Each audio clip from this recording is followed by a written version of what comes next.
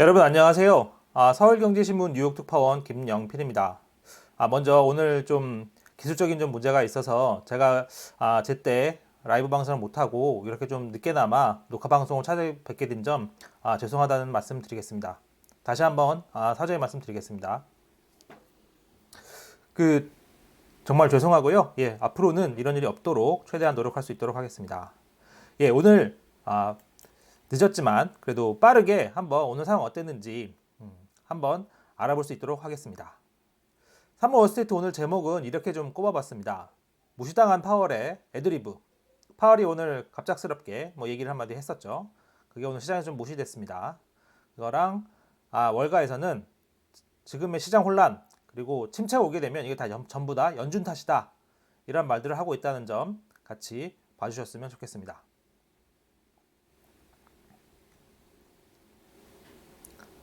자, 먼저 오늘 증시 상황 보시면요. 혼조세로 마감했어요. 나스닥과 S&P는 좀 올랐는데 다우는 하락했죠.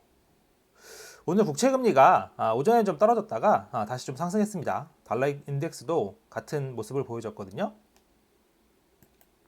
나스닥 잠깐 같이 한번 보시면요. 오늘 좀 왔다 갔다 하긴 했습니다. 오전에 좀 하락했다가 파월 의장이 이제 하원에 나와서 얘기한 게 오전 10시거든요. 그 이후로 조금 하락했다가 다시 또 올랐다가 또 하락했다가 상승했다 하락했다가 막판에 조금 많이 올랐죠. 오늘 파월이 이런 얘기를 하나 했어요. 3월 금리 인상폭은 정해진 게 없다. 앞으로 데이터들을 보고할 것이다. 이런 얘기를 했죠. 시장을 조금 달래는 듯한 의도가 있었는데 시장에서는 반대로 해석했습니다. 물론 다싸기 좀 오르기도 했지만 금리 선물 시장을 보시면 더 잘 아실 수 있을 거예요. 그래서 오늘 상황 같이 한번 짚어볼 수 있도록 하겠습니다. 그래서 파월 의장의 하원 장문부터 같이 한번 보시죠. No decision has been made. 정해진 게 없다. 파월이 오늘 이렇게 얘기를 했어요. 그러면서 3월 FOMC 이전에 중요한 데이터들이 몇 개 나온다. 그 중에 하나는 오늘 나온 구인이직 보고서, 그 다음에는 고용, 그 다음에 또 다음 주에 나올 CPI, PPI. PPI는 생각보다 조금 무게중심 떨어지기 때문에 사실상은 고용 그리고 CPI 두 가지라고 보시면 됩니다. 두 개가 남아있다. 그래서 두 가지 데이터를 보기 전까지는 어떤 결정도 하지 않을 것이다. 그러면서 연준은 미리 경로를 설정하지 않는다. 이 얘기를 했어요. 요 얘기는 같이 한번 좀 봐두실 필요가 있는 게 코로나를 겪으면서 연준이 통화 정책의 기조를 바꿨잖아요. 그전에는 사전적 대응을 했다고 하면 그 코로나 거치면서 사후 대응으로 바뀌었죠. 데이터를 보고 움직였다는 겁니다. 그러니까 예전에는 인플레이션 오를 것 같으면 데이터가 없어도 미리 올렸어요. 경기가 나빠질 것 같으면요. 데이터가 바로 안 나와도 미리 금리를 내렸습니다. 이게 사전적 대응이죠. 근데 코로나를 거치면서 사후 대응으로 바뀌었어요. 왜냐? 그때 고용을 더 많이 살리고 싶어서 그랬었거든요. 그래서 같은 얘기죠. 미리 경로를 설정하지 않는다. 근데 요 말이 계속 중요합니다. 앞으로도 경기 침체를 가게 되면 요것 때문에 연준이 스스로 발목을 잡을 가능성이 커요. 지금 정책 기조대로라면 확실히 성장이 꺾이고 그래야 그때 움직일 수 있다는 거 아니겠습니까? 어쨌든 좀 더 보시죠. 그래서 이제 오늘 나머지 얘기는 비슷한 얘기들 했습니다. 그래서 이제 좀 튀었던 얘기, 그게 이제 3월 금리 인상폭이 정해지지 않았다 그거였는데 어제 제가 다 전해드렸던 얘기 내용이에요. 보시면 3월에 0.5%포인트 문을 열었으나 추가 데이터를 보고 결정할 것이다. 요걸 더 봐야 확정이 된다는 거죠. 그래서 3월 0.5%포인트의 가능성이 크게 높였지만 아직 100%라고 보면 조금 건 이르다. 섣부르다. 그렇게 제가 어제 전해드렸는데 오늘 파월이 그런 얘기를 다시 한번 한 거죠. 제 생각에는 어제도 제가 잠깐 그 월가 관계자 통해서 말씀 전해드렸었는데 어제 오늘 보니까 이런 생각이 조금 더 듭니다. 가급적 파월은 0.25를 하고 싶은데 가급적. 근데 데이터가 안 받쳐주면 할 수 없이 0.5를 하겠구나 그런 생각이 오늘 많이 들었어요. 속내로는 가급적은 0.25를 하고 싶어 하는 것 같다. 그렇죠. 왜냐하면 지금도 열렬하게 0.5를 하고 싶은 생각이라면 굳이 얘기할 필요 없죠. 오늘 정해지지 않았다고. 혹시나 0.25를 할 수 있을까봐 그걸 엄청 속내로 바라고 있는데 사람들이 너무 0.5로 가니까 니네 이거 상황에 따라서 0.25 할 수도 있어 이렇게 얘기하고 싶어서 오늘 굳이 찝어서 얘기한 거죠. 파월이 속내도 파월 스스로도 나 너무 0.5 하고 싶어 이랬으면 오늘 별다른 얘기 안 했을 겁니다. 왜냐하면 시장이 제대로 반영한 거니까요. 그렇겠죠? 그래서 뒤에 조금 더 설명드리겠지만 0.25 가능성이 아예 없는 건 아니니까, 그리고 데이터에 따라서 달라지는 거니까요. 데이터 디펜던시가 워낙 강하기 때문에 데이터를 좀 보실 필요는 있습니다. 그래서 이제 여러 가지 데이터를 봐야 되겠죠. 당장이 이제 오늘 나온 졸트 보고서, 구인이직 보고서죠. 같이 한번 보실게요. 1월에 1082만 4천 건. 1082만 4천 건. 엄청납니다, 사실. 예, 엄청나죠. 이게 보면 뭐 작년 11월, 10월보다도 높은 수준이에요. 12월보다 좀 줄었지만 작년 10월, 11월보다도 높다고요. 이게 상당한 숫자입니다. 이게 얼마나 상당한 숫자냐면 1월에 실업자 수가 한 569만 정도 되거든요. 그래서 실업자보다 구인 건수가 한 1.9배 많습니다. 여전히 1.9배예요. 그러니까 엄청나게 강한 고용시장이죠.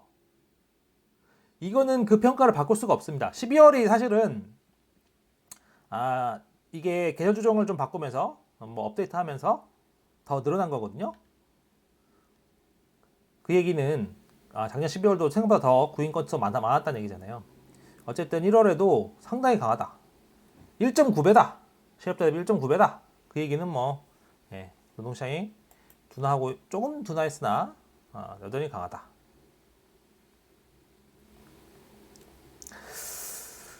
그래서 방금 말씀드렸지만 계절 조정을 손보면서 대부분 작년 것도 대부분 월별로 상향이 많이 됐어요. 2월은 아닙니다. 3월이네요. 죄송합니다. 3월은 1200만 건 이상으로도 올라갔어요. 역대 최대치라고 하거든요. 그러니까 작년에 얼마나 그 노동시장이 강했던 겁니까?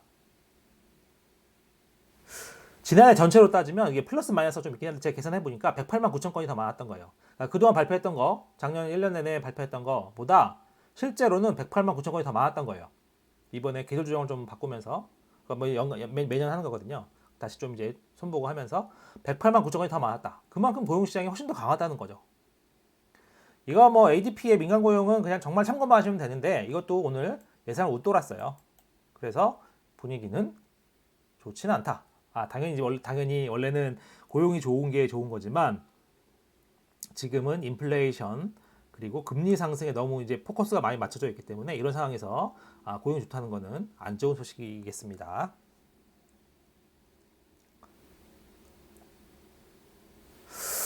그래서 일단 이날 나온 졸트 보고서 고용이 강하다 나왔죠.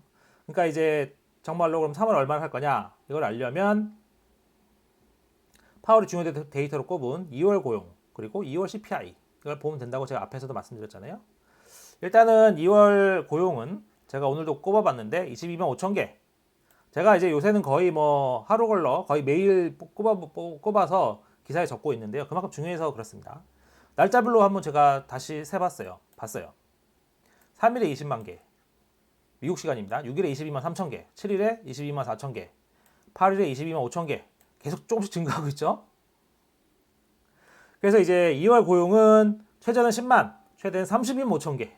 이 30만 개 넘으면 정말 그냥 뭐 그걸로 0.5는 뭐 확정적이다 이렇게 봐도 될 것 같아요. 30만 개 넘으면. 어쨌든 뭐 이렇게 10만 개에서 30만 개까지 펼쳐져 있다. 실업률 여전히 3.4% 엄청나죠. 시간당 평균임금 예상치 0.3%. 요것도 같이 한번 보실 게 시간당 평균임금 예상치가 0.3%면 1년 기준으로는 3.6%거든요. 단순 계산으로 12달을 곱하면 되니까요. 근데 0.4가 나오면 이게 생각보다 굉장히 좀 심각해집니다.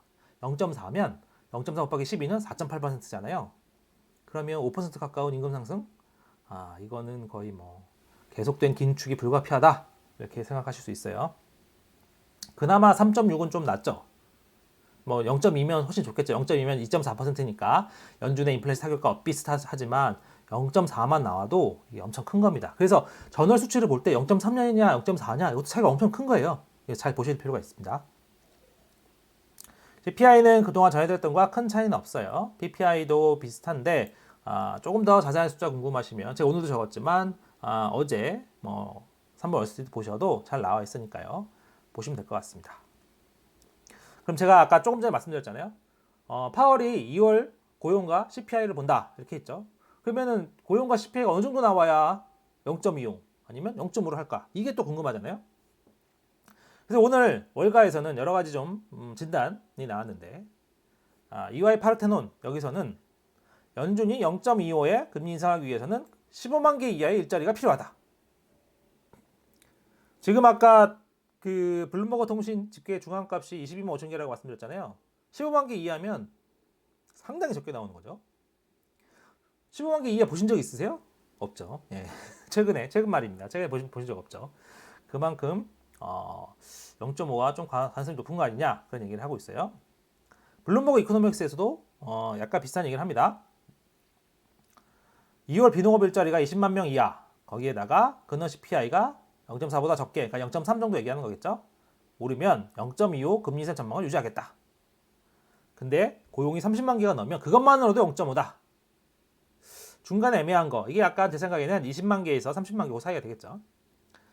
그 정도 나오면 이미 파월이 판도라 상자를 열었다. 그러니까 이제 파월이 0.5%포인트 문을 열었으니까 시덥지 않게 열어지는 않았을 것이다. 열었을 때는 의미가 있는 거 아니겠냐. 그러니까 그러니까 사이가 있어도 일단은 0.5가 유력한 걸로 봐야 된다. 이렇게 얘기를 했어요. 그래서 다이앤스 앵커 말이 좀 받으실 필요는 있습니다. 연준이 0.25만 올리려면 고용과 인플레에서 큰 하방 서프라이즈 예상보다 크게 낮게 나와야 된다. 이런 거겠죠. 쉬운 일은 아니겠죠. 물론 0.25 가능합니다. 하지만 데이터 측면에서 상당히 뒷받침을 해줘야 파월이 지금의 이런 주변 분위기를 뚫고 0.25를 유지할 수 있겠다. 이런 겁니다. 주변에서 뭐라고 할 때가 뭐 많을 때는 확실한 숫자가 너무 낮게 나와야 우리가 맞지 않았니? 이렇게 얘기할 수 있다는 거죠. 그러면 금리 선물 시장은 어떤가? 금리 선물 시장도 아까 제가 방금 말씀드렸던 전문가들의 생각과 대동소이합니다. CM 페더치를 보시죠. 이게 시간마다 좀 다르긴 한데 지금 오른쪽이 0.5%포인트 가능성이거든요. 3월에 78.6%로 나옵니다. 0.25는 21%거든요. 그러니까 파월이 오늘 나와서 잘 들어보세요. 0.5 아직 확정된 거 아닙니다. 데이터를 봐야 됩니다. 이렇게 얘기했는데 시장은 뭔 소리 하는 거야? 그냥 자기 갈 길 가는 거죠. 어제보다 더 높아졌어요. 이 얘기는 파월 말을 듣지 않는다는 얘기죠. 원인은 두 가지입니다. 첫째는 파월 말을 아예 믿지 않는 거죠. 너 그렇게 얘기하고 0.5 할 거잖아. 이렇게 안 믿는 거죠. 두 번째는 그냥 그래 파월이 그냥 면피했구나. 원칙론적인 얘기를 했구나. 그래서 그냥 무시한 거죠. 안 믿거나 무시하거나 둘 다 뭐 좋은 건 아닙니다. 어쨌든 금리 선물 시장은 기조가 확고하죠.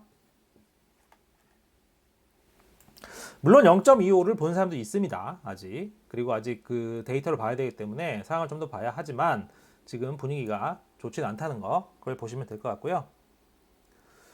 금리 선물 시장이 이렇게 본다는 거 그리고 적지 않은 전문가들이 0.5 오늘 파월 얘기했으면 0.5 얘기한다는 거는 신뢰도와 관계가 있습니다.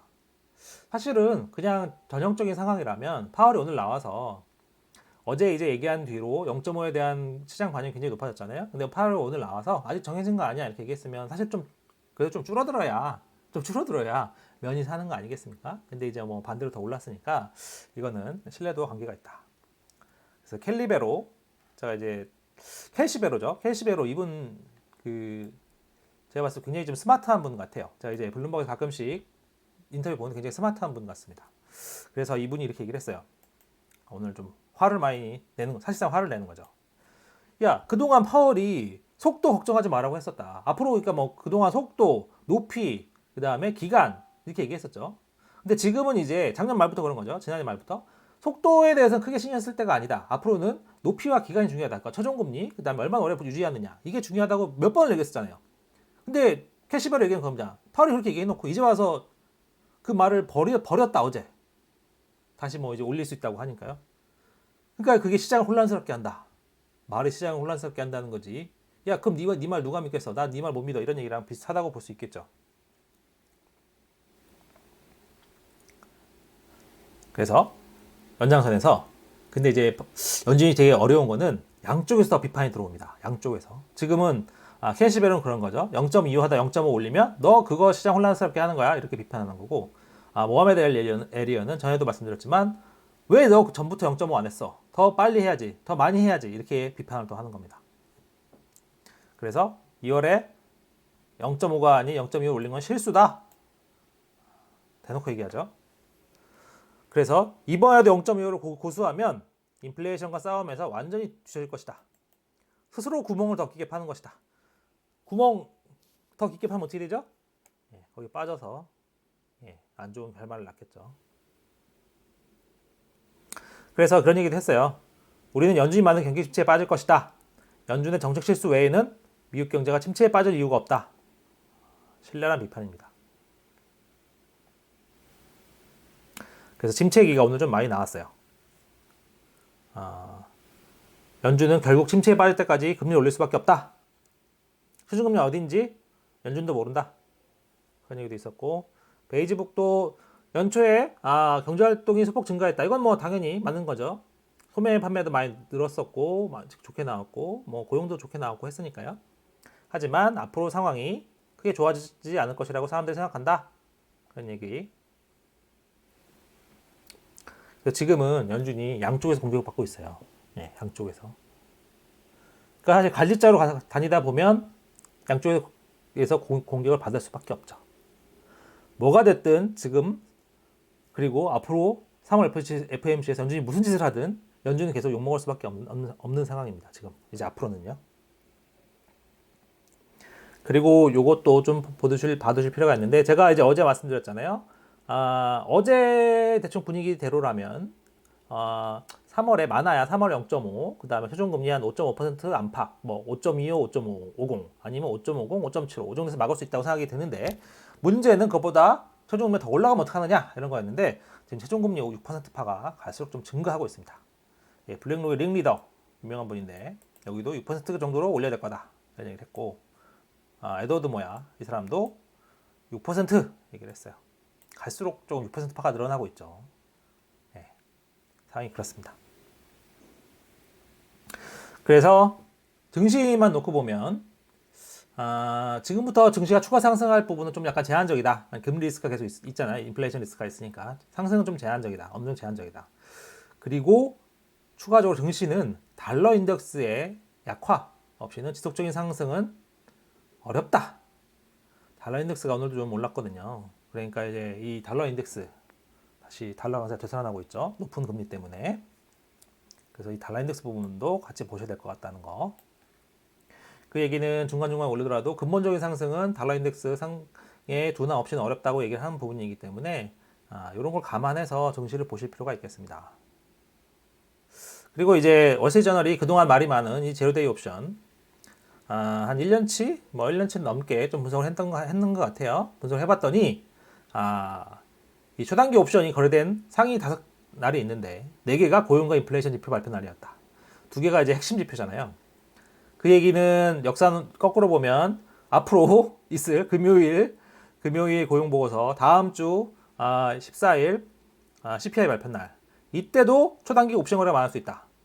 이거는 결과적으로는 사람들이 어떻게 베팅하는지 모르겠으나 오를 거를 더 오르게 하거나 빠질 건 더 빠지게 하거나 아니면 올라야 되는데 내려가게 하거나 내려가야 되는데 약간 올라가게 한다거나 이런 식으로 해서 시장을 교란하는 거죠. 왜냐하면 제대로 된 해석이 좀 어려우니까요. 그래서 변동성을 더 키우거나 아니면 시장을 좀 왜곡할 수 있겠다. 앞으로도 좀 그럴 가능성이 있다. 지금 갈수록 좀 관심이 커지고 있기 때문에 이번에도 당연히 거래들 많이 하시겠죠. 그래서 그런 변동성 부분을 이미 미리 좀 예상해 두고 계셔야 되겠다. 크레딧 스위스는 아직은 지금 베어마켓 랠리다 그런 얘기 했어요. 제가 말씀드리고 싶은 건 그겁니다. 이제 확실히 믿을 거는 데이터밖에 없는 것 같아요. 파월도 잘 모르죠. 파월도 데이터를 봐야 된다고 대놓고 CPI 고용 봐야 된다고 얘기하잖아요. 그래서 오죽하면 전문가들 사이에서 고용이 얼마면 금리 얼마, 고용이 얼마 미치면 금리 얼마 이렇게까지 얘기가 나오겠습니까? 이 얘기는 약간 파월의 말은 상대적으로 의미가 좀 떨어진다고 볼 수도 있겠습니다. 파월의 말의 의미가 전혀 중요하지 않다는 얘기는 아니지만 그만큼 데이터가 지금 중요하다. 그래서 지금 판단이 굉장히 어렵다. 누구도 쉽게 실제로 가서 고용이 저희가 지금 대충 전망을 내놓고 중간값을 내놓지만 그대로 나올지 안 나올지 모르잖아요. 서프라이즈로 높게 나올 수도 있고 적게 나올 수도 있고요. 그래서 지금 상황은 조금 정중동하면서 계속 좀 데이터를 잘 지켜봐야 되겠다. 그래서 일단은 10일에 고용보고서만 갖고도 0.5가 확정될 수도 있으니까요. 확정될지 아니면 또 10회까지 더 꾸물꾸물 갈지 잘 봐야 되겠습니다. 어려운 상황이고요. 예, 참 답답한 흐름이 이어지고 있는데 예, 데이터에 의존하다 보니까 어쩔 수 없는 부분이 있는 것 같습니다. 오늘 방송 여기까지고요. 다시 한번 오늘 좀 기술적 문제로 영상 방송이 좀 늦어진 점 사죄의 말씀 드리겠습니다. 궁금하신 점 있으시면 언제든 댓글 남겨주십시오. 내일은 잘 준비해서 정확한 시간에 제때 찾아뵐 수 있도록 하겠습니다. 오늘 방송은 여기까지입니다. 감사합니다.